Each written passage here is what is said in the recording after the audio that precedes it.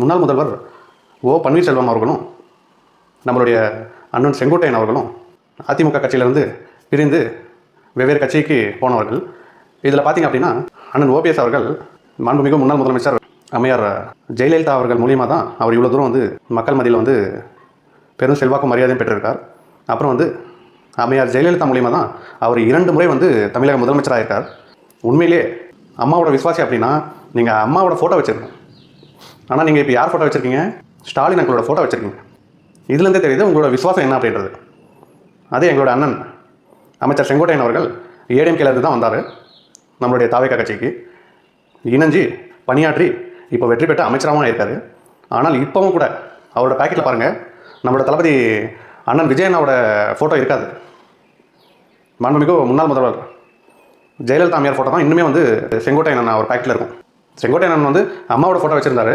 திடீர்னு வந்து தாவேகால இணைஞ்சதுக்கு அப்புறமா வந்து ஒரு மாநாட்டில் அம்மாவோட ஃபோட்டோ பின்னாடி வச்சுட்டு நம்மளோட தளபதி விஜய் அண்ணன் ஒரு ஃபோட்டோவும் முன்னாடி வச்சுருக்காங்க. அதை நம்மளோட தளபதி பார்த்துட்டு என்னோடய ஃபோட்டோலாம் நீங்கள் வைக்காதீங்க, உங்களோட அம்மா தான் உங்களுக்கு இவ்வளோ தூரம் வந்து வளர்த்துட்ருக்காங்க, ஸோ உங்கள் அம்மாவோட ஃபோட்டோவே நீங்கள் வச்சுக்கோங்க, அதனாலலாம் எனக்கு ஒன்றும் பிரச்சனை இல்லை, நீங்கள் உங்களை உருவாக்கின தலைவர் ஃபோட்டோவே நீங்கள் வச்சுக்கோங்க, எனக்கு அதனாலலாம் ஒன்றுமே பிரச்சனை இல்லை அப்படின்னு சொன்ன ஒரே ஒரு தலைவர், இந்தியாவிலேயே இல்லாத ஒரு தலைவர், இந்தியாவுக்கே தலை சிறந்த ஒரு தலைவர், இந்தியாவுக்கே எடுத்துக்காட்டான ஒரு தலைவர் நம்மளோட அண்ணன் தளபதி விஜய் அவர்கள்.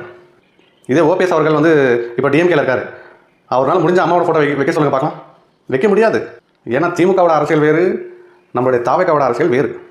நம்மளோட தாவேகா வந்து பேக்கெட்டில் வச்சுருக்க ஃபோட்டோவை பேஸ் பண்ணி நாங்கள் அரசியலுக்கு வரல, நாங்கள் வந்து ஆட்சிக்கு வரல.